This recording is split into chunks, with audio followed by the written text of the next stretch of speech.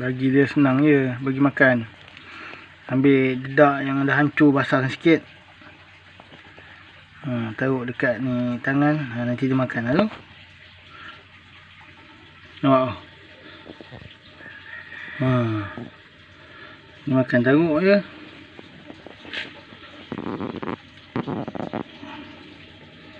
Taruh jari yang ada makanan tu, taruh, nanti dia makan. Ni makan.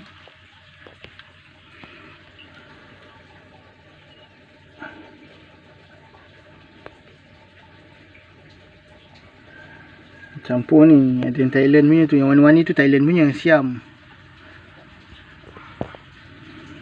Kalau nak yang siam pun boleh juga. Kalau nak yang biasa pun ada juga.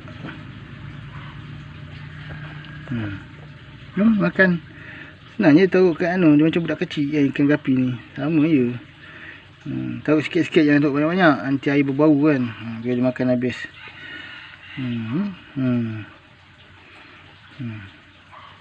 Tu. Dia yang dah tumbuk tu. Makan ikan tumbuk, fish skin pun boleh. Makanan yang dah tumbuk macam ni boleh. Taruh jari sikit macam ni, dia dah basah. Kan. Beri makan macam ni. Macam ni. Ini sikit. Tu. Ni makan.